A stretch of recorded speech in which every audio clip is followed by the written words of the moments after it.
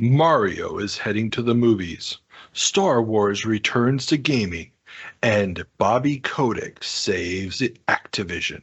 These stories and many more on this episode of the Video Game Newsroom Time Machine. I've been waiting a long time for a chance to say this. Stop the presses. Requiescat in pace. Makes him crazy, man. What is a man? It's me, Mario. What a mess. Get over here! Please save me.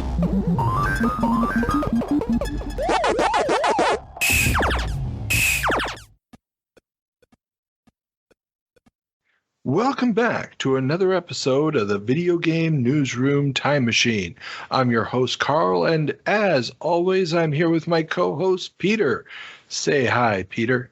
Hi. So, welcome back from your special operations or whatever it was. Hopefully you'll be with us for a few more episodes before we have to bring in another guest co-host. I sincerely hope so, because I really missed our last episode. Missed recording with you. Yeah, and I missed having you too. John is great. No doubt about it. He's a great guy. But, There's just one Peter. There's only Say it. There's only one Peter. So let's leave that here. Yeah, let's leave that right there. That's probably about as much banter as we need for this episode. We got so much to go through. Exactly. This episode, we're going to be looking back at the biggest stories in and around the video game industry in March of 1991. And as always, the disclaimer, we're dating March 1991 based off of the cover dates of magazines that ran stories about the things we're talking about today. If you want to find out what those magazines were, all the links are in the show notes below. So, before we get into the nitty-gritty, of course, we have our great, relatively new segment, Peter's 7 Minutes in Heaven, and where Peter gets to play a game that was reviewed in March 1991. And for this month, I have chosen a game not from one of those newfangled 16-bit systems that are all the rave. No, instead we're going to one of the last great hurrahs of my favorite computer of all time, the Commodore 64, and we're going to be playing Thalamus's Creatures. Are you ready to jump in? I'm so ready. I've never heard of that, and I'm sure it'll run smoothly, and it will not be a challenge at all. Of course not. Okay, so here we go with Peter's 7 Minutes in Heaven.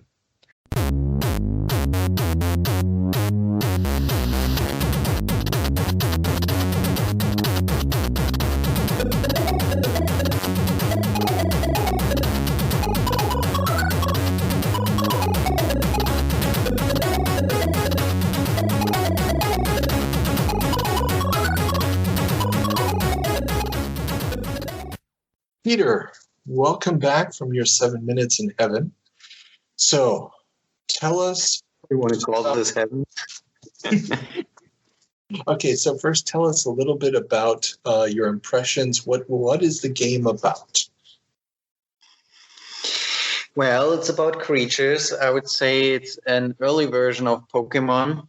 So you walk around the level, you're collecting creatures. There are 3 creatures you're supposed to collect. I've managed to collect one after we stopped recording, because then I figured out how to get on the platform. So you can't say I don't learn, just don't learn very quickly. Other than that, I didn't delve too much into the story because I really wanted to experience the gameplay of like the first 5 to 6 meters of the game.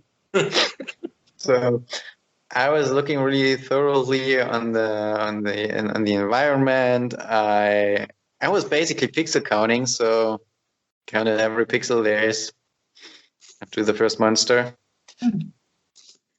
So what do you do in the game? So, as I figured it, you're playing a creature that walks around and collects other creatures, maybe his friends or his enemies that got lost or ran away. I don't know yet, but delving more into the story, you'll surely find out. And it's like a jump and run game where you are a creature that can breathe, I think it is fire, and you can throw fireballs that don't do anything to your enemies. But you can also breathe fire, which kills your enemies immediately. The only problem is your enemies move so quickly that you can't charge up the thing if you don't find the exact position to stand on, because the range of the fire breath isn't that far. So, all in all, a pretty nice jump and run, running almost as smoothly as a Mario would. Yes, it's really something. I mean, considering it's from 1990? 91. 91. Okay, well, that doesn't change anything. From 91. The graphics look fairly nicely. It's a nice cartoon pixel style, which is in nowadays, so I'd call it retro. Cool. Yeah, that's true. And it's running on a Commodore 64, a stock machine from 82. So exactly. At the time, it was breathtaking for the C64. It was considered probably the best looking game that the system had ever produced. Especially the animations and everything else. It was one of the last big hurrahs. The sequel, Creatures 2, would actually get almost perfect scores. No, sorry, that would be a game that came right after it called Mayhem in Monsterland. All of these coming basically from the same publisher. Mm-hmm. And they're basically, it's, after all these years, people have figured out all the tricks. And this was made by two brothers, just two people developing the whole game. Yeah. Oh, wow. So, like a garage success story. Basically, I don't know how well it sold, given how late in the computer's life cycle this was, but yeah, it was definitely. I mean, this is as garage as you could get. Just guys building a game on their own. So it in this period of time when you're getting games that are getting larger, development studios are putting in more and more effort into their titles. This CD-ROM is right around the corner. This really is, as indie as you can get. So, yeah, Creatures. Wonderful little game. Glad you kind of had the fun with it, even though you did get killed a lot. And remember, everybody, if you want to actually see Peter getting killed over and over again, that will be up as exclusive video on our Patreon. So go and join. Yeah, the first screen of Creatures. It's like a photo. Oh, you almost got halfway through the first level? Almost? You didn't even get to the first torture chamber or to the first upgrade of the weapons. There's a whole bunch of weapons upgrades that you can buy with the creatures that you collect. Yeah. Well, this changes everything. If I had just known that. Yeah, exactly. But you don't get to upgrade until you get to the end of the level. Then you go to a store and then you buy the upgrades. So, yeah. So that first level is basically you at the lowest point. But it's all good. It's all good. I'm sure that you're going to spend many, many happy hours trying to beat Creatures at this point. I will. Eventually, exactly. Okay, well, then before we turn on the time machine, we've got to go check in with our good friend Ethan in the Department of Corrections. Ethan, welcome back to the Department of Corrections. So, what did we mess up in our February 1991 jump? But wait, sorry. I keep forgetting. There's another segment we do, but what do you have to say about our Peter comment? There is no Peter comment, for there was no Peter. But thank you very much, John, for coming on the show. Yes, he did a great job. So, okay, no Peter comment. Let's get straight into my goofs. What did I mess up? All right. You were speaking about the arcade game F-15 Strike Eagle. You said it had vector graphics. Oh, that hurts. I can't believe I said that. Yes, I'm an idiot. Bad Carl. Yes, vector graphics have not been a thing for a very long time. And even if it has outlines or something, then that it still does not mean that it has vector graphics. But in this case, it does not have outlines. It has filled shapes. Carl, bad. Very bad. Very bad. Difference between polygons and vectors. How could I mess that up? Oh, well. Okay. What else did I get wrong? All right. This is just a minor one, but Steve Maretsky, Gameography, Planetfall, Sorcerer, Hitchhiker's Guide to the Galaxy, A Mind Forever Voyaging, Leather Goddesses of Phobos, Stationfall, Zork Zero, Yeah, Name he did a lot of Mastodon and the games. Blubberman, and He did a Leather lot. Goddesses of Phobos 2. He did a lot of games. I know. I should have added more into the list, and I just kind of... The one that especially hurt was you said he worked on Hitchhiker's Guide to the Galaxy. He wrote it. He made it. It was all him. Yeah, it's all him to the extent that the game adaptation, but it's still adapted from the. But he made from most of the original. puzzles. He did all the programming. It's his game. Yes, it's true. Steve Maretsky should be given the full credit for that. Sorry. I've many times I have tried to play Infocom games and never got all that far in any of them, despite my best efforts. So I have to admit, keeping track of them all is a little hard. I mean, it's all just text on the screen, right? There's nothing else to them, right? Oh, of course. Oh, I'm just saying that No now, and deep, I'm going to get so much yeah. email. Hate mail, so much. If Jimmy's listening to this, he will come right at you. How can it be a video game if there's no pictures? I mean, video. No, okay, I'm just kidding. Please, keep your pitchforks where they are. It's okay.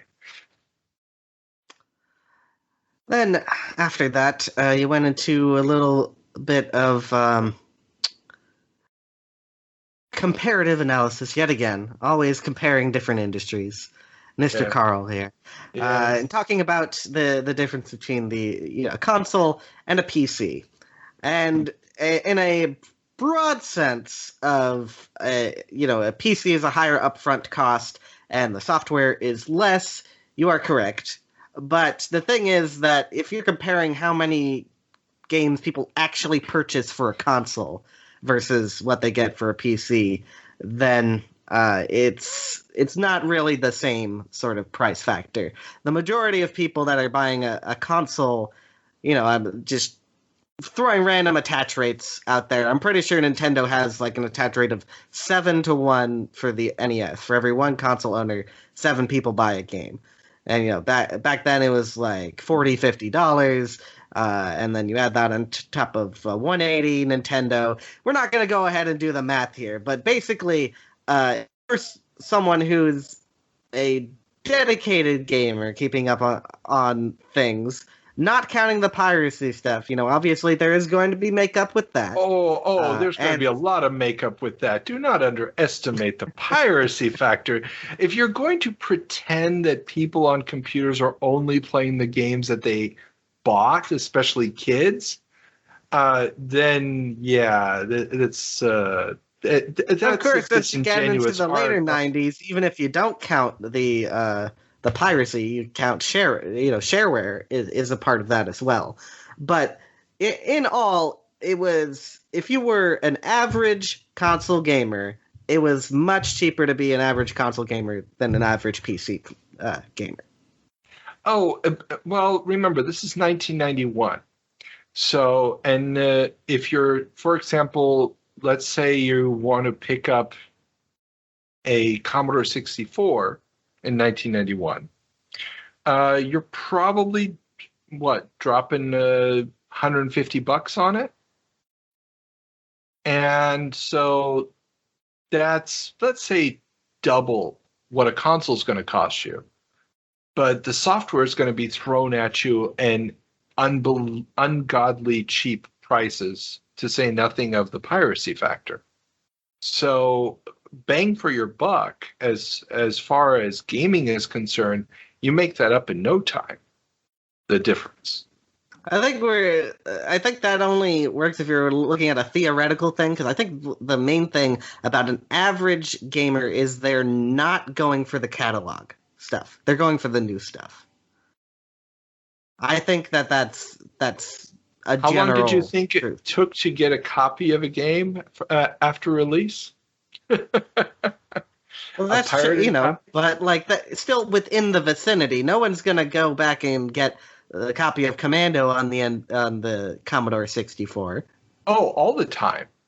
As somebody who may or may not have actually been a dedicated gamer. Somebody, let me put it this way, as somebody who may or may not have, in the year 1991, worked in a computer store in Buenos Aires selling copies of Commodore 64 games, I can tell you the back catalog sold just as well as the new stuff.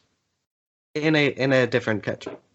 In any country. Believe me, the copies were traded. It didn't have to be the latest, greatest from the magazines. You played all sorts of stuff, back catalog, new catalog. If you hadn't played it yet, it was still new to you. Now, some of the very early stuff probably wasn't as cool, but Commando on the Commodore 64, that was an evergreen title. You could always play that. You're also getting not that you had any use for a computer, unless you were like making a fanzine or something. But that's true. That's true. Let's leave this topic. Let's move on. Yeah, move on. I think we've put forth our I come at this from I played PC all the time, and we had a use for it because we had the internet. But that's different. Okay, I'm talking about back then. Hey! I actually did comedy newspapers on my old Commodore 64, so those were the good old days. I used to print them out, try to sell them in school. Didn't work, but I still tried. I made a zine once. I just hand wrote it. But anyways, oh wow, that's completely not part of this topic. No. You're not going into the Hand magazine or the Glove magazine. The final thing is when you were talking about id's earlier texture maps 3D game, you called it 3D Catacombs. It says right on the title screen, Catacomb 3D. Ah, damn it. Got it wrong. Couldn't remember.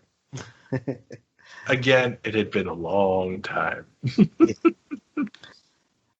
So, that's it for February of 1991. Oh, man. How will I ever live down? No, actually, yeah, okay. This was some good stuff. This was some good stuff. I did Moretsky wrong. That is true. I really did. Okay, Ethan, thank you very much for keeping us honest, and we'll see you in our next time jump. Saludas!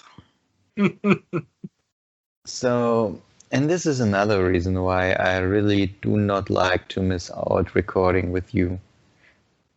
Because there's no Peter comment? Exactly. I'm really looking forward to those.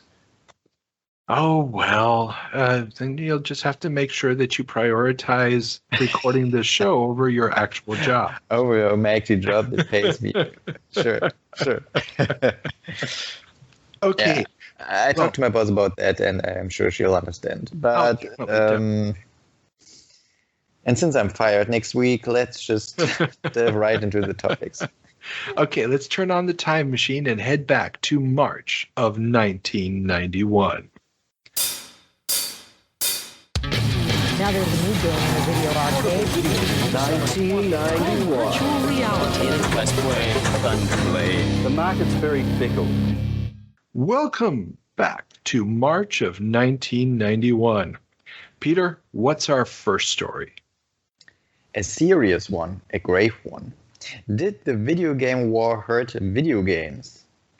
The Gulf War, fought from August of 1990 to February of 1991, was called the Video Game War in the press due to the use of remote-controlled armaments.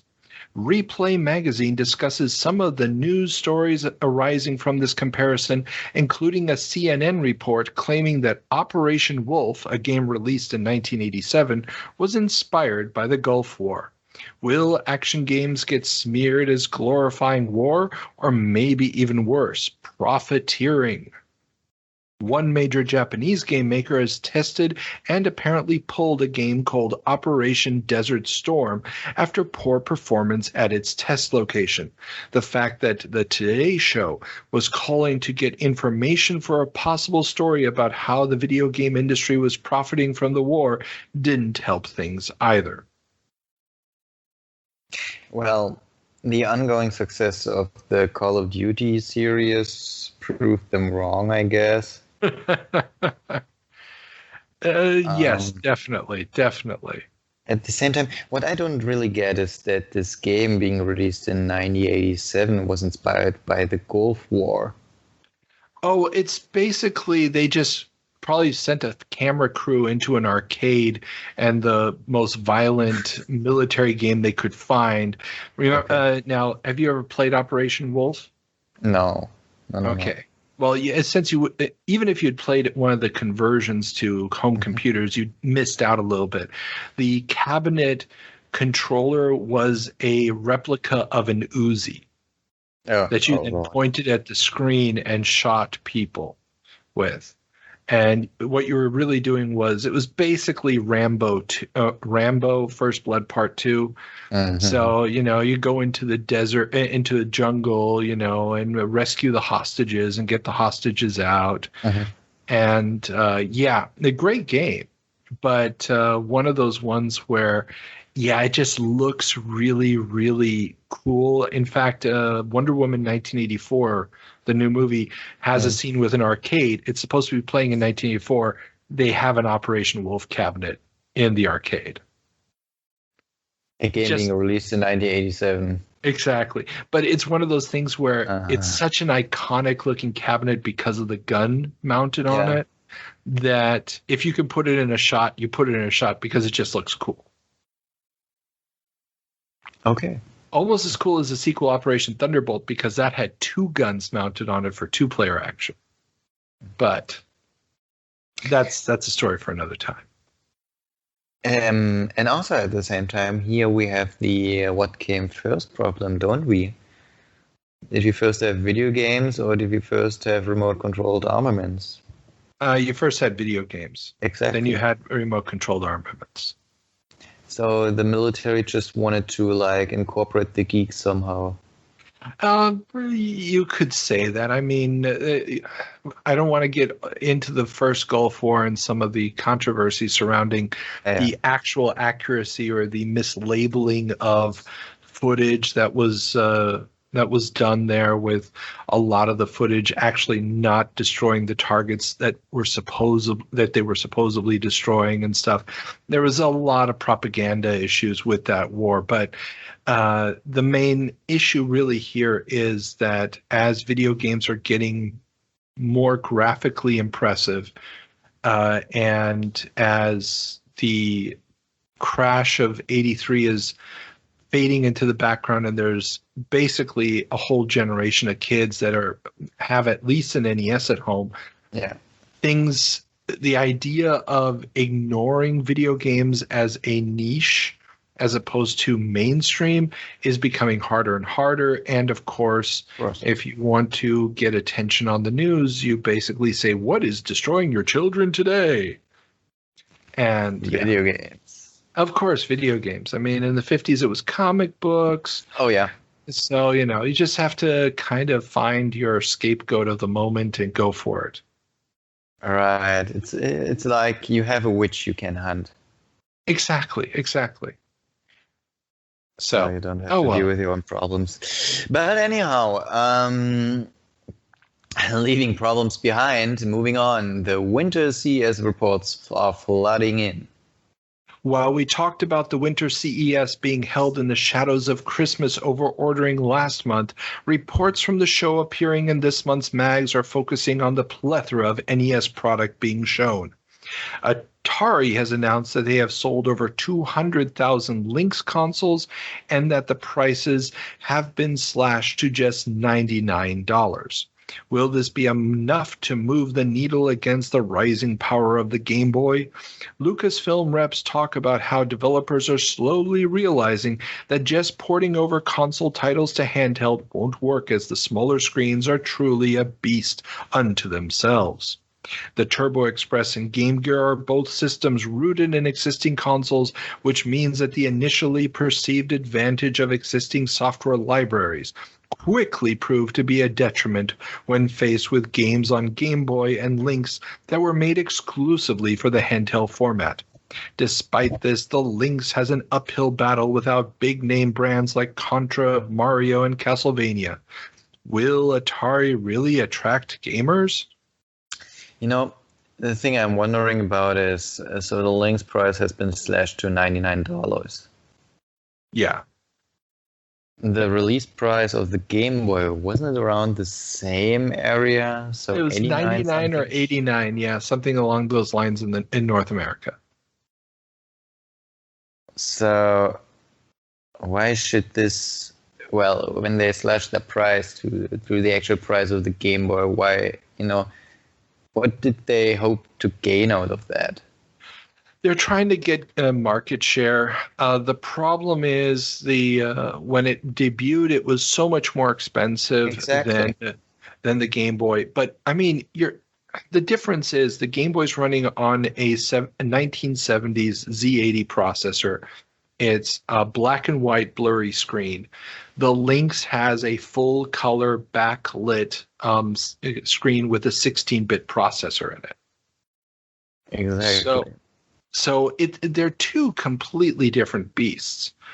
And the fact that they're now slashing the price down to $99 it feels like a desperation move. Mm-hmm. But at the same time, it also means that you really could get a whole hell of a lot more machine for the same money.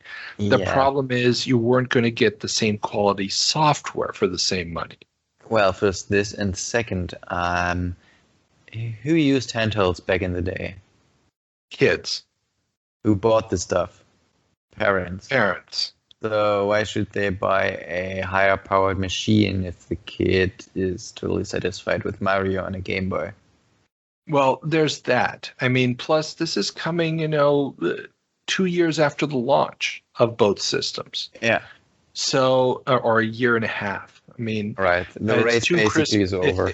2 Christmases have already passed. The Lynx, 200,000 units, that's nothing in comparison with what the Game Boy's already moved.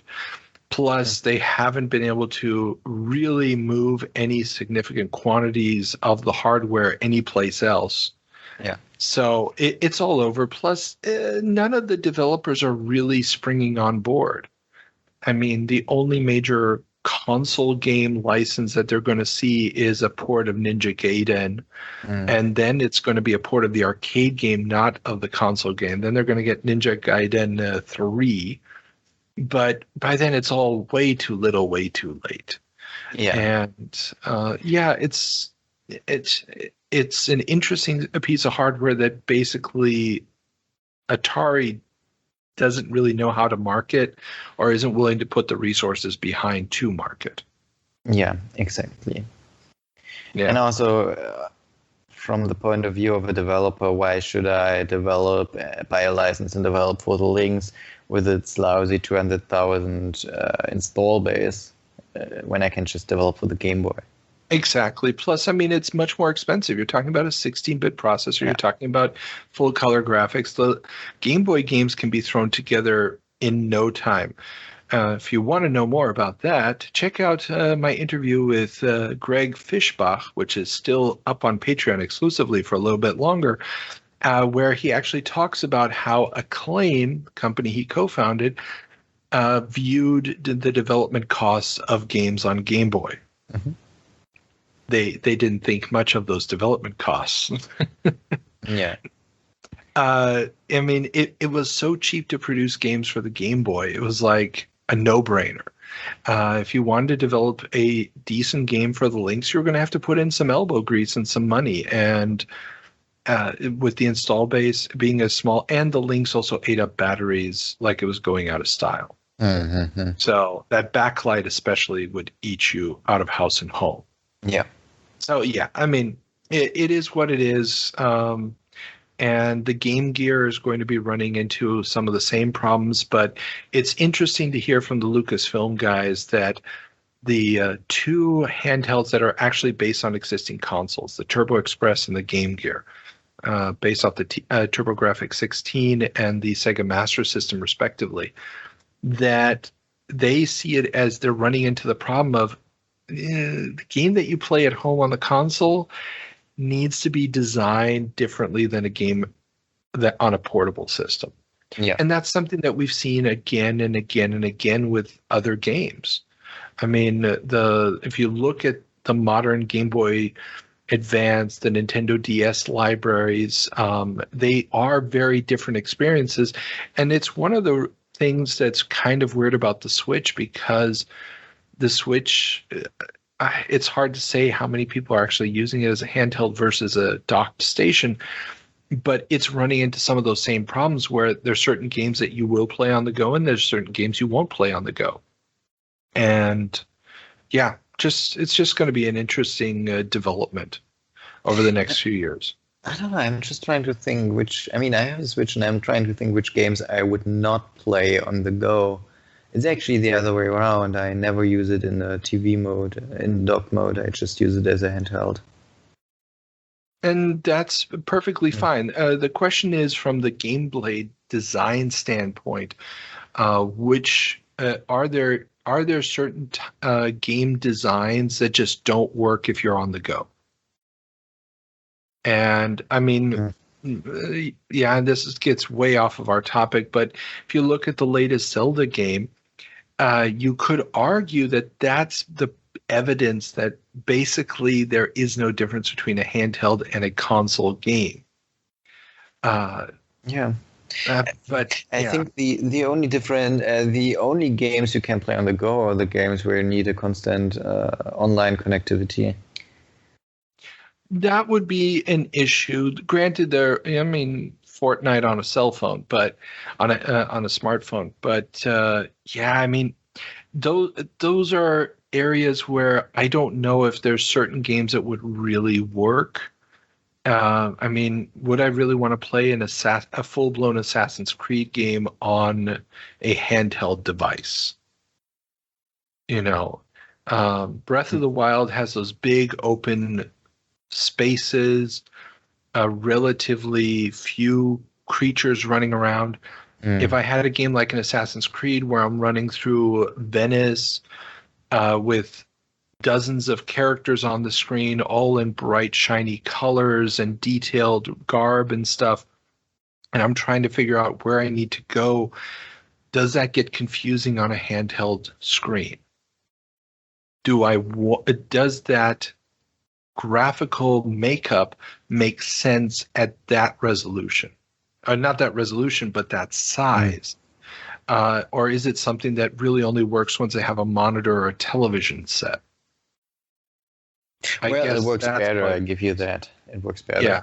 Well, and that's the thing. And we haven't seen an Assassin's Creed on a portable system since I believe there was one attempt at it on the PSP. And yeah, there was one on the PSP, and there are some ports for the Switch. Yeah. Well, and that would be an interesting thing to try out. So now you've got homework. Find a cheap copy of an Assassin's Creed on the Switch and tell me if it works. Dude, okay. It's a Nintendo console. Nothing is ever cheap. Nothing. Oh, that's true. That's true. Well, hey, to all of our listeners out there, in case you have experience with this, leave us a comment in the show notes. We'd glad to hear it. Yeah. But okay, we got to keep going. We're not done with CES news yet. No. Because Sega wowed crowds with the debut of Sonic the Hedgehog. The fast, crisp graphics are upping the ante when defining what a 16-bit game can be. At the same time that launch dates prices, and even the North American name of Nintendo's 16-bit system aren't being discussed publicly. Yeah. I mean, actually, I never really got into the Sonic style. Yeah, me neither. It never worked for me. Nah. It was hugely popular at its time, still has a huge fan base today, and I understand where the appeal of the game style comes from. It was never really something that I warmed up to, but then again, I was also never a platform gamer of any stripe, for that matter. Yeah. Also, maybe I'm too much used to the Nintendo style, but Sonic, I never really figured out what was in the foreground, what was in the background, what could actually kill me, and what was just decoration. And this was a little bit annoying. Well, I mean, I understood that, but it felt more like I was running forward and hoping not to hit something. But yeah. The interesting thing about this, though, is they're debuting Sonic. They know they need to fight something. Remember, the Super Nintendo has already launched in Japan. Yeah. And all the magazines this month, or pretty much all of them, are already reviewing Super NES games. Now, the Western mags are getting great imports of them. I mean, all the magazines had to get their Super Nintendo. So Super Mario World, F-Zero, Pilot Wings, Gradius 3 or 4, I can't remember. These games are all being reviewed in the magazines. And really? Oh yeah. Well, because this is the coming thing. Everybody wanted to know, are these things any good, and what does Nintendo really have up its sleeves? Yeah. And Nintendo didn't try to stop anybody from reviewing the stuff, because this gave them a way of slowing Sega's momentum when they were still almost a year away from launch in North America, let alone Europe. So when they were already launched in Japan, do you know what was the problem that kept them 1 year busy? Production. I mean, you have to remember, these companies are not the mega corporations that we think of today. It's not the Sonys and the Microsofts making game consoles. With their smoothly rollout of new consoles. Exactly. Well, Nintendo is big. They're not that big of a company as far as large corporations are concerned. They're relatively small. Sega is even smaller. And this is why back then you would launch first in Japan, and then a year later you'd launch in North America, and maybe a year after that in Europe. Okay. Because you just couldn't produce enough machines in that time span. You couldn't. Yeah, and I mean, they don't have their own facilities for making the chips and all this stuff. Everything's being farmed out. They're just a relatively small cog in the machine that is the high-tech industry.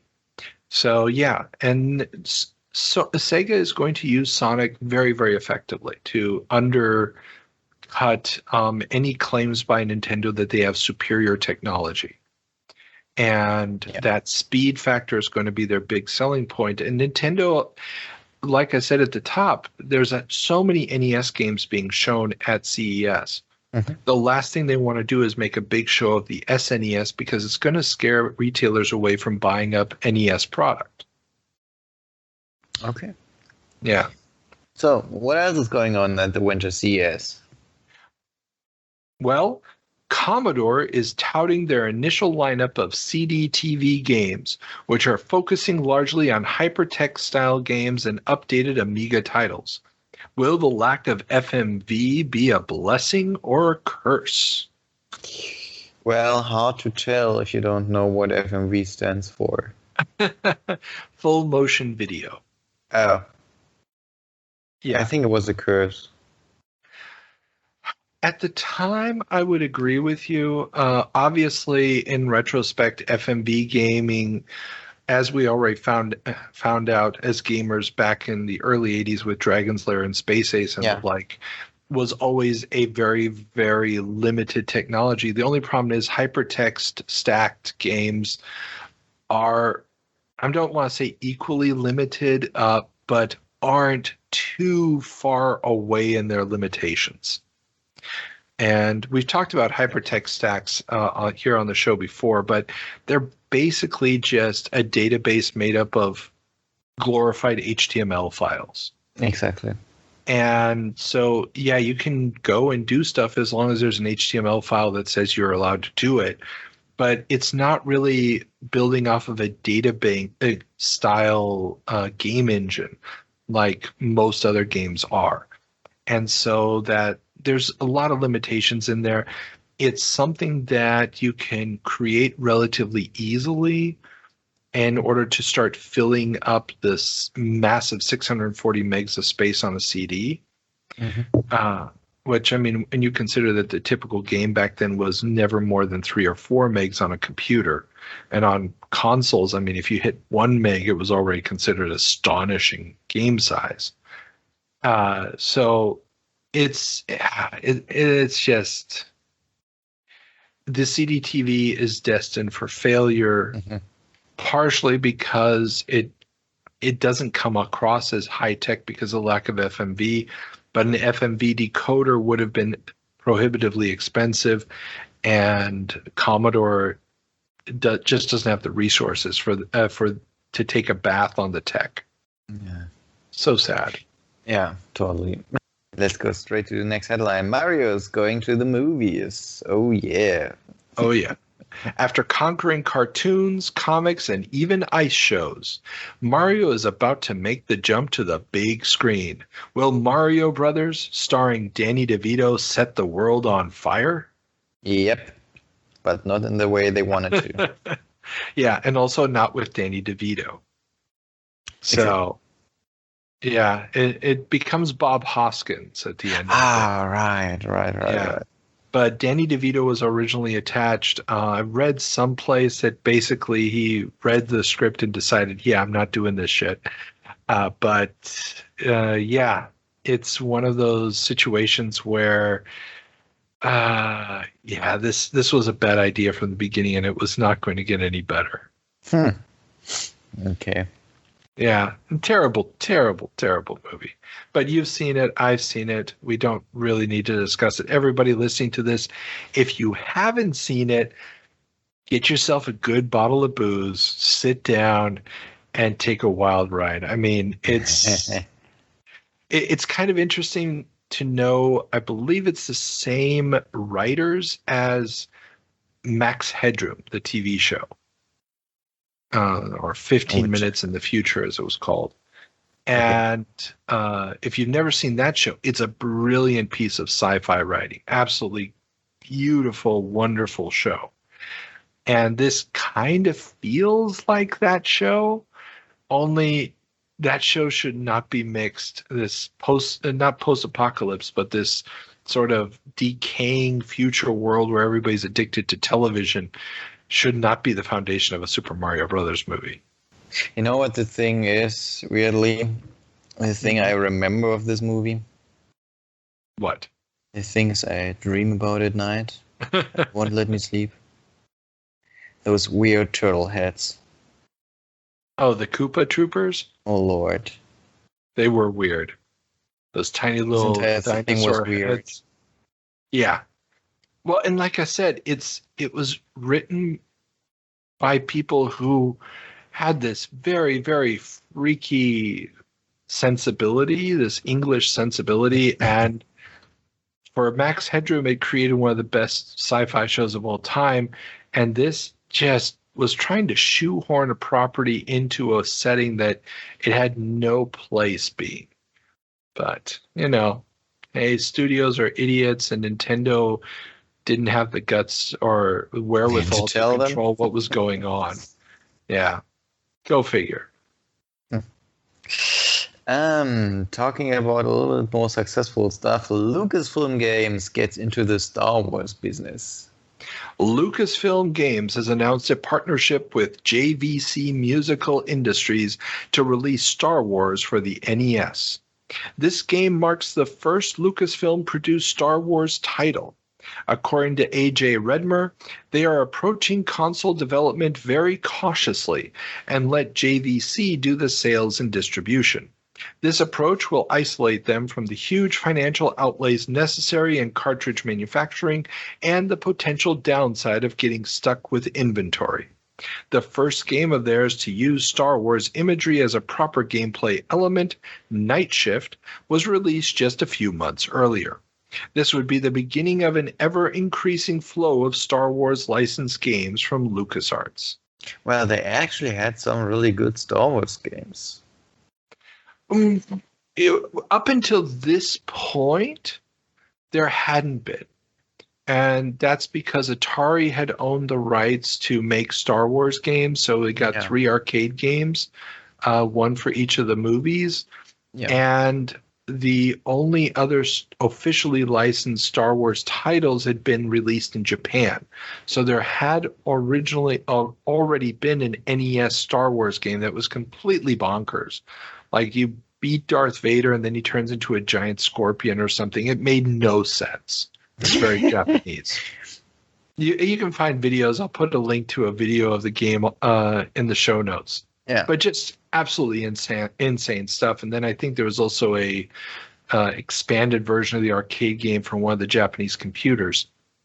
Mm-hmm. And there was also a game based off of the Star Wars cartoon show called Droids from the late 80s, yeah. You've probably never heard of Droids. No, I haven't. It was a cartoon that I believe takes place before A New Hope. So it's sort of, if you will, it's between episode 3 and episode 4, and it's R2-D2 and C-3PO just having adventures in the Star Wars galaxy masterless. Or going from master to master. It was a weird, short-lived cartoon show when Lucas was trying to find new ways of keeping the franchise alive without making new movies. Yeah.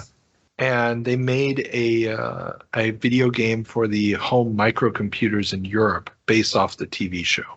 It was a terrible throwaway thing. Nobody needs to mention it, but it was one of the very few Star Wars games until LucasArts got the license back. Yeah. Oh, and there was almost a Star Wars RPG before this, but you have to check out my interview with Don Daglow to find all about that. Link in the show notes. So, is there for each topic we have? Do you have an interview for each of them?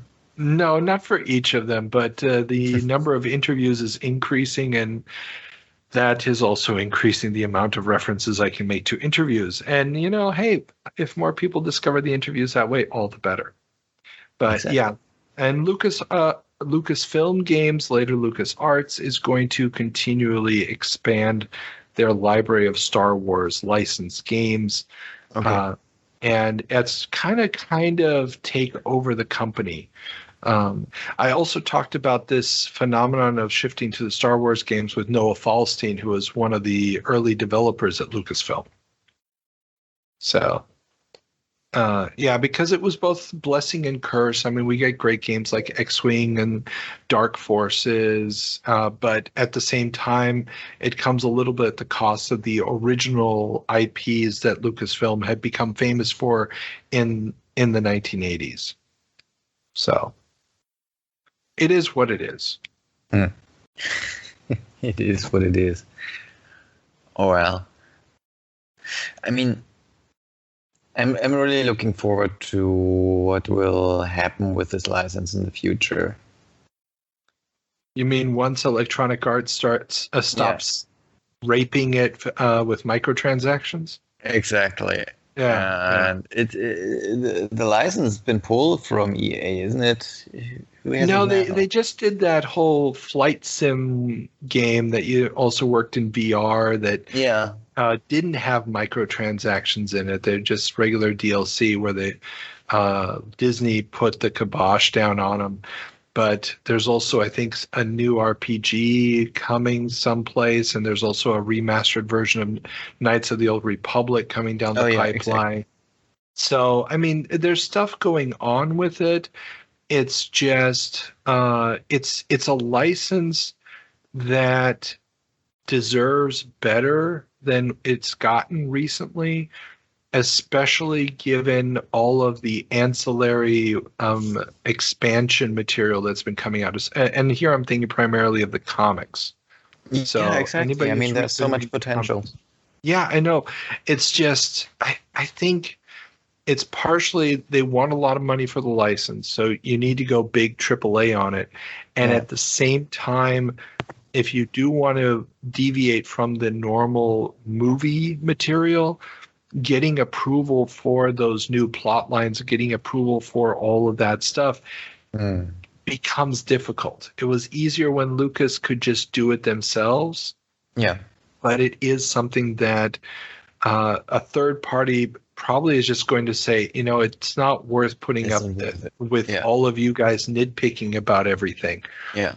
And again, here, check out my interview with Al Lowe, where he discussed working with Disney on Sierra's Disney licensed games, educational games back in the day, and how he got around Disney's niggling, and how Roberta Williams unfortunately did not, and that led to very different experiences with developing games. And yeah, I'm not giving away the ending. You guys got to go listen to the interview. It's a very good one. So, okay, but we got to keep moving. Yeah, we want to keep moving, grooving. Computer RPGs are coming to consoles. Both FCI and Electronic Arts will be porting computer RPGs to consoles. FCI will be bringing SSI's Heroes of the Lands and Pool of Radiance to the NES, as well as the Game Boy exclusive Ultima Runes of Virtue, while EA will be porting New World Computing's King's Bounty and Might and Magic 2, as well as 360's Dark Castle for the Genesis. For EA, this is part of a series of new titles they are releasing for the Genesis, which will also include PGA Tour Golf, Road Rash, James Pond, and Blockout. Having very lax release restrictions for the system has its perks. Well, why not? Usually it's the other way around, isn't it? Nowadays, isn't it? That either it's a multi-platform game or a console game is ported to a PC. Well, yeah. Nowadays the game designs have converged quite a bit more. So PC games have become a lot more console-like, while console games have started to integrate things like RPG elements into their gameplay that would have been unthinkable years ago. This is an interesting sign of where we are in the history of the industry, because you have a bunch of companies that have never really done console design, and like SSI and New World Computing and Electronic Arts. And these guys have this back catalog of material. They have experience developing a certain type of game. These more complex games that require you a lot of save game information, a lot of keeping track of, which enemies have you already killed in the dungeon and which ones you haven't, and so forth. Where a console game like, let's say, Castlevania has a very different approach where, you go to the left, you go to the right, the thing respawns. Yeah. And part of that respawning is just the idea that, well, we don't have the memory to store what you've already killed and what you haven't from level to level. And so there's these fundamental differences due to the hardware between what a computer game and a console game can do.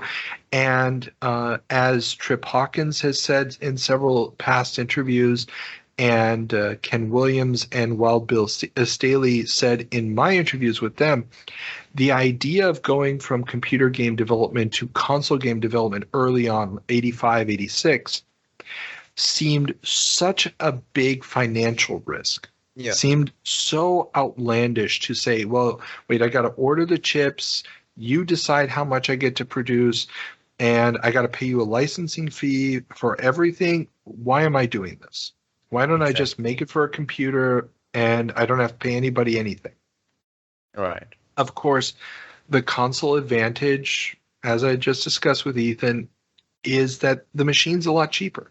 You can get into it a lot cheaper, and it also means if you're playing off of cartridge, there's load options and stuff that also make games feel a lot nicer and more fluid. And so when the NES hit big, suddenly these guys were standing there like, what do we do? And a lot of them are just responding by porting what they already had over to the console.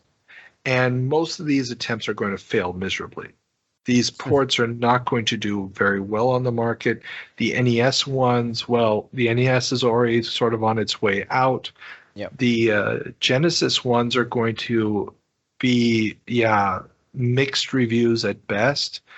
Especially Dark Castle, which was a terrible game to begin with that was only really acceptable on early Macs because they didn't have any other games, and is commonly found on YouTube as one of those games where watch the YouTuber freak out because the game is so bad type of things. And so it's EA just wants to be in on the market, wants to flood the market, put as much product out as they can. It's understandable.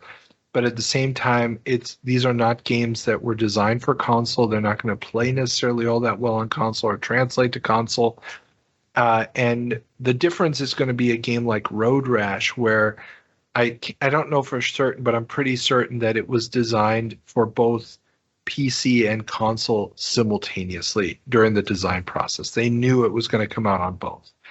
And it becomes a game that works perfectly on both systems. And so, yeah, it's just one of those moments in time when these guys are trying to play catch up. Yeah. And I mean, it was a moment in time when there was actually a difference between a console and a PC, other than today where it's basically both the same. That's very true. Wise. That's very, very true. I mean, the only thing you don't have on a console is a mouse or a keyboard.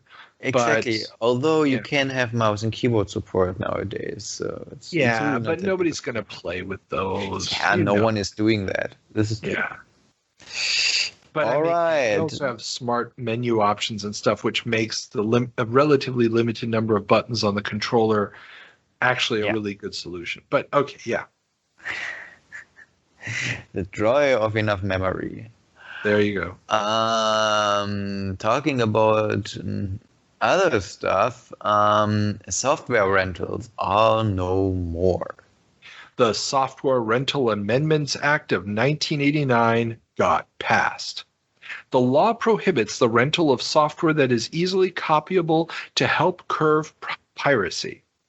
Back in our November 1990 jump, we talked about Blockbuster trying to get an exemption to the act that would allow for the rental of software that was difficult to copy, like game cartridges, and they have succeeded admirably, opening the floodgates to the rental of console games while PC players are going to be stuck, quote-unquote, buying their games the old-fashioned way. Wait, I didn't really get that. So, first of all, how, this act is called the Software Rental Amendment Act of 1989. Yes. This thing was passed in 1991. Well, in November of 1990. Okay, so the name of that thing results from whenever someone took the pen in their hand to write the first draft of that. Typically what happens is that a law gets proposed, gets introduced, then it has to go through the House of Representatives. Mm-hmm. Then the House of Representatives, once they've passed it, sends it off to the Senate. The Senate then makes changes. Then it has to go back to a procedure where they compare the two versions of the law and come up with a compromise, and then it has to get passed by both houses one more time in the compromise bill. And only then does it get sent to the president, and the president has to sign it into law. So this is how a law that's proposed in 89 doesn't get passed until late 90 and doesn't go into effect until sometime in 1991. Just because you sign a law doesn't mean that it automatically goes into effect. Typically, unless it's something urgent, there's going to be a grace period for everybody to adjust. Oh, well, this makes sense. And also this entire process is the reason why there are way too less laws passed. Or maybe it's a good thing. You don't want to get me started on that one. No, let's avoid this detour. Yes. Because I have to get to work tomorrow. Today already. Exactly. So, but then the thing is that Blockbuster was trying to get this exemption to the act, and they succeeded and could rent out cartridge games. So, this Software Rental Amendment Act, did it prohibit the rental of cartridges? No. So that's the exemption that Blockbuster managed to carve out. That if the software was recorded on a medium that was difficult to copy. Yeah. Or define difficult to copy. Well, that's the thing. If it was not something that I think the standard was a normal user was going to be able to copy, then you were good to go. Okay. And so any copy protection measures on let's say a CD or a floppy disk would have been enough. Probably not. Okay. Probably not. And this is mainly because the PC software has to be installed on the hard drive of the user. So once you have the installation, the question is how difficult or easy would it be to continue to use the software without a copy of the CD? Okay. And this is where, they just basically said, no, this isn't going to happen. Well, the US is a weird thing. I remember my childhood fondly when I was able to rent out computer games from the public library, as well as I think the store was called Empire. Yeah, it was Empire. Well, public libraries are different because you're not renting them. You're borrowing them. So you could still, if memory serves me right, borrow software from the library, but you couldn't rent it. You couldn't pay for the service. Oh, okay. Yeah, public libraries still, have I rented it at a private place. So yeah. See, public libraries in the United States especially have huge leeway in what they can and can't do.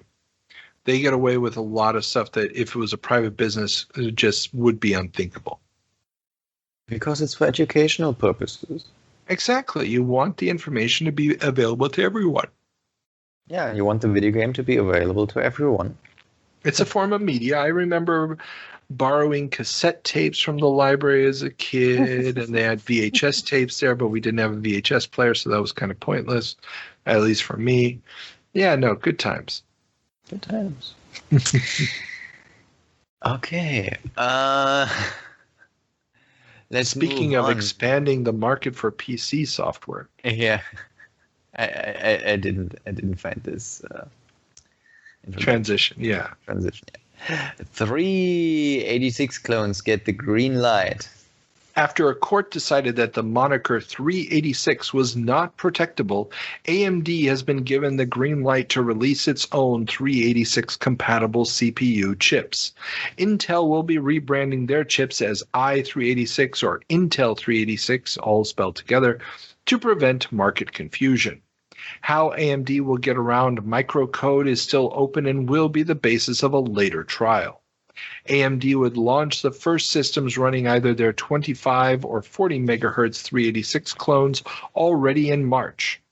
This announcement comes as IBM begins to drop the prices of its PS2 machines as the market for PC-compatible systems begins to heat up. Okay, give me some background. Why was the moniker 386 not protectable? Because it's just a number, and that is too generic. You can't hand people the numbers. Name. Okay, got it. Yeah. So the idea here is they're making a chip. They want to say this is a 386. Mm-hmm. And so the 386 chip is originally introduced in 1985.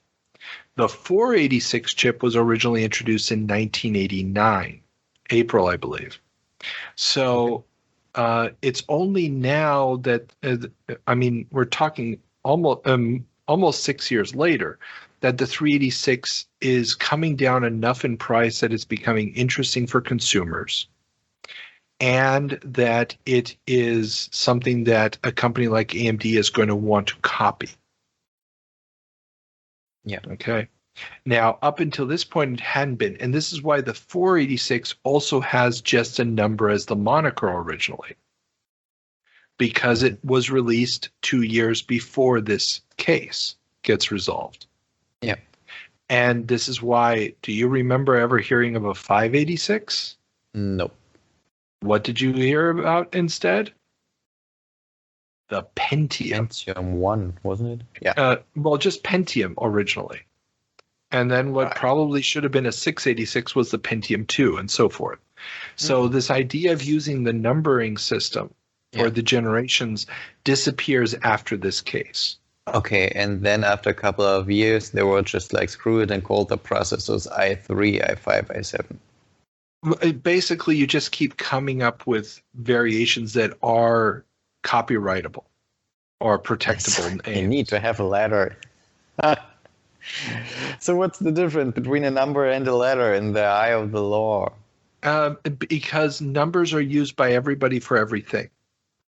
And letters are just used by a certain selection of people for specific purposes? For example, if I can't just call my bookstore and have that be protected and say, you can't call your bookstore because it's too generic. And using just a number is also too generic because, remember, every chip out there right now is using a number. The 6502 used a number. And so the 68,000, the 6800, there's all these chips using numbers that if you started to hand out protections, the logical thing would be somebody releases 30 variations of a chip and just starts basically locking out other people from using blocks of numbers. Okay, so the judge was just like, guys, this is hella confusing. Just get your heads around and get some actual names for this stuff. Well, and this is well-established IP law. Way before this. You cannot use generic terminology as a protectable thing. Okay. That's just all there is to it. You have to give it a name that is different from other uses of the phrase or other spellings and so forth. Okay, so bookstore is prohibited, but super bookstore would be all right. If you spelled super with a Z or something, maybe. You would have to still make it different enough. All right, then I just call it enough. books with a Z at the end, and I'm good to go. And also a little bit gangsta. There's a reason why the iPhone is spelled with a lowercase I and an uppercase P. Yeah. Okay. Yeah. But is there actually can you distinguish the i7 from the iPhone? Think about that. And don't just plainly say yes. This is an excellent question. Thank you. And I am sure that a lot of lawyers at Apple and a lot of lawyers at Intel have spent ungodly numbers of hours sifting through every single piece of marketing material that was produced by their company to make sure that the nomenclature was always accurate. I don't even want to think about the money being wasted on that. Moving on. It's a tremendous amount. Oh, Lord. Speaking about wasting money, Richard Garriott turns his mansion into a fantasy haunted house. Oh, how I salivated over stories of this as a kid.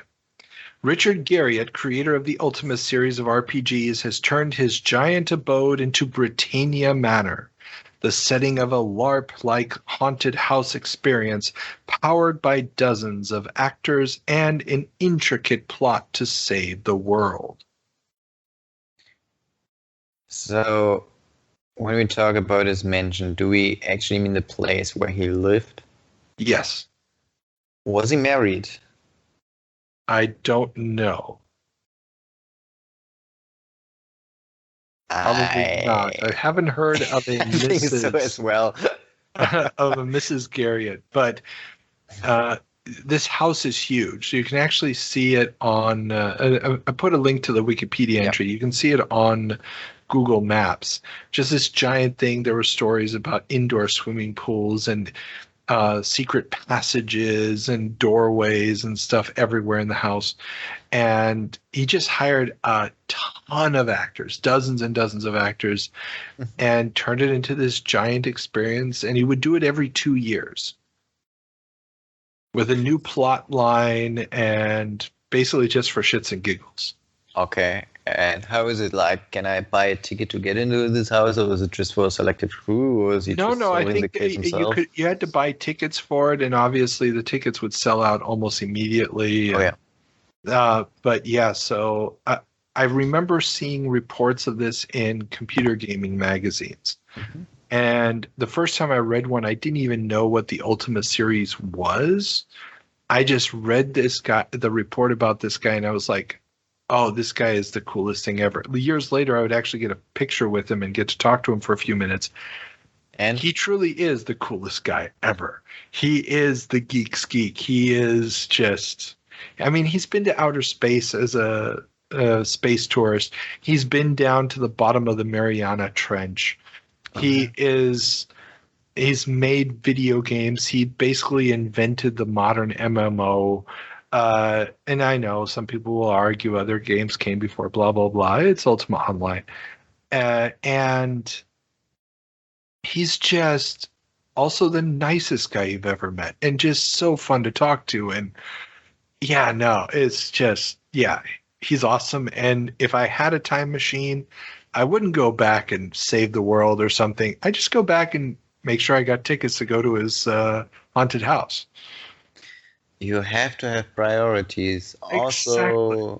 Also, your wife isn't listening to you talking right now, is she? No, she's not. No, This is good. This is good. Those terrible things that would have happened anyway, butterfly effect. I'm just saying this would have been cool. Oh, Lord. Well, people say never meet your heroes, but this is actually proving them wrong, which is nice. Yes. Talking about heroes, Peter Molyneux promises cross-game data sharing. Peter Molyneux continues to build his reputation as a promiser of vaporware. Apparently, games such as Powermonger, Populous 2, and even SimCity will soon be able to share map data with one another to allow for importation of disparate assets into disparate game engines. The complete and total impossibility of this task is pretty obvious, but then again, this is the guy who made Populous and Powermonger at this point, so maybe? Yeah, I really don't get the motive behind him lying all the time. He's just kind of spitballing ideas. I almost get the feeling like he's thinking of all the things that would be really, really cool, and instead of just saying, that would be a really cool idea someday, he just says, yeah, we're going to do this. And obviously, this is impossible. I mean, Populous 2 is using bitmap tiles. Powermonger is using polygons for its landscape. SimCity hasn't moved to a 3/4 perspective yet. It's all complete idiocy and nonsense. And also, it doesn't make sense. Why would you share a SimCity map with a Populous map? Well, I mean, that you could do. SimCity had already had a bunch of tile packs where you could just change the tiles, so you could have a futuristic city or an ancient city and stuff. So that's not unprecedented. And if you were playing Populous with all the little cities on it, and I guess wanted to do a simplified version of SimCity where you don't actually control the cities, but you control land full of little cities, I guess it could kind of work. But yeah, it doesn't. Gameplay wise, it's kind of pointless. But again, this is just Peter Molyneux doing his vaporware crap. This guy. Yeah. Curious side note, in the article that I linked to below, there's also a mention of a new project going on at Bullfrog, codenamed Bob. This is what will ultimately become the absolutely amazing game Syndicate. So it's kind of cool just to see that nascent version of that game being mentioned. Oh, okay. Yeah. Want to do some corporate news? Let's hit the big business. Yeah. Activision management gets reshuffled. Kansas City Shuffle. Nice reference. Yep. Troubled publisher Activision, formerly Mediagenic, has seen a shift in the top position, as well as a new board of directors being named. Bobbi Kotick and Brian Kelly bought a 25% share of the company back in December, and Kotick was named CEO in February. So, what was the outcome of the reshuffle? The outcome of the reshuffle is that Bobbi Kotick is dumping any plans to turn the company into an all-purpose software company, refocusing them exclusively on games. And he is also going to dump a lot of the failed elements of the company, refocus them, and ultimately turn Activision into the company it is today. And he's still the CEO today. Oh. Yes. Oh, so it was a pretty successful reshuffle. Cool. That's an understatement. Basically, he turns them into the, I believe for a while, I don't know if they still have the status, largest third-party publisher on the planet. I mean, they were the first, but I mean, by 1990, the company is breathing fumes. Not running on fumes. They were breathing fumes. It was basically suicide at that point. But no, he's going to turn this company around. He is going to save them. Yeah. And again, this whole period, I talked about it briefly in my interview with Michael Dornbrook, because Infocom had purchased Activision, and he was there when this whole reshuffle happened. Yeah. And there is also a cute little anecdote about Bobbi Kotick in my interview with Jerry Wolosenko, because he knew him way, way back in the early 80s when he was still just trying to hawk some software at conventions. But yeah, so this is the birth of Activision as we know it today. Okay. This being a birth of a pretty successful company, let our dear listeners know this is not the topic we're going to end on. No, because that's not what we do around here. Although this isn't quite what we do around here, but this is getting close. Yeah. So, CinemaWare sale falls through. Various publications are reporting attempts by CinemaWare founder Bob Jacobs to sell the company. Columbia Pictures and Electronic Arts have both been in talks, but nothing has come of them yet. CinemaWare has cut 25 employees from their payroll, leaving a meager 15 left to finish developing the many products still in the pipeline. Oh, Lord. That is an understatement. Well, it was never doomed to fail, but at this point, yeah, it's pretty inevitable. Going off of the Moby Games entries, there's going to be some repackaged stuff in 1991. There's going to be a couple of sports titles still released. And in 1992, the only game that it has listed is the TurboGrafx 16 version of It Came from the Desert. And yeah, the problem with CinemaWare is they bet too long on the Amiga, did not shift to PC in time to really take advantage of that first surge in VGA graphics. Yeah. They were still releasing EGA games when they should have been doing VGA. And their attempts to get into the console business just failed pretty miserably because, as we reported on in a previous episode, they sold part of the company to NEC because they were desperate to get content for the TurboGrafx CD. So, yeah. Just not going to happen. But it is interesting to think that Columbia Pictures almost bought them because that could have been an interesting synergy. Oh yeah. Yeah. Things that could have been. Yeah. And never were. yeah, according to Questbusters, it's a magazine, a newsletter from the day.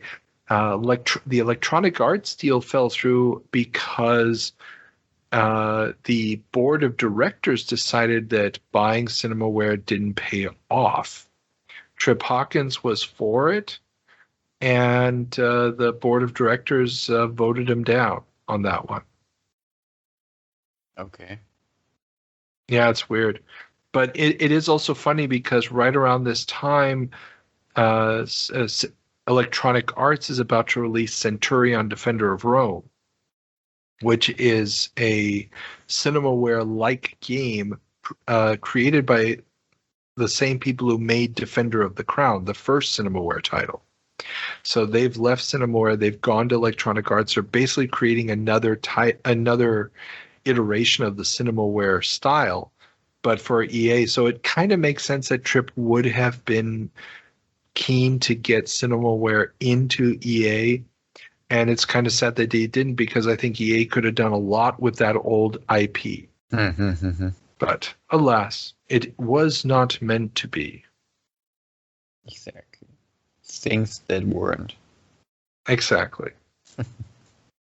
So that brings us to the end of our time jump for this week. Yeah.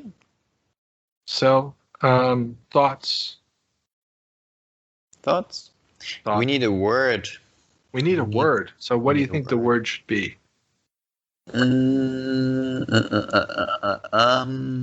Really trying to think about something sticking out.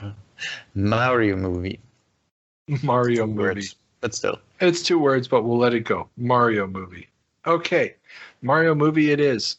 Peter, I think then we need to go. Just quick note to everybody. Remember, you can follow us on the Twitter and on Instagram, and send us an email at the Video Game Newsroom Time Machine at gmail.com. Links are all in the show notes below. Give us a heads up, a finger up, a plus, or 5-star ring, whatever your podcast app allows, so that we get a little bit more exposure, people see us, and all that good stuff. Exactly. Am I forgetting anything? Patreon. Oh, yes, Patreon. As always, go to Patreon. Always forgetting the money. Always forgetting the money. Remember, if you go to Patreon, you get early access to our interviews 3 months before they go to the general feed. And you also get to watch video footage of the 7 Minutes in Heaven segments. And you can watch how much fun Peter had getting killed again and again in creatures. I wasn't killed again and again and again. I was committing suicide over and over again. Yeah, call it what you will. Okay, then in that case, everybody, have fun. Bye.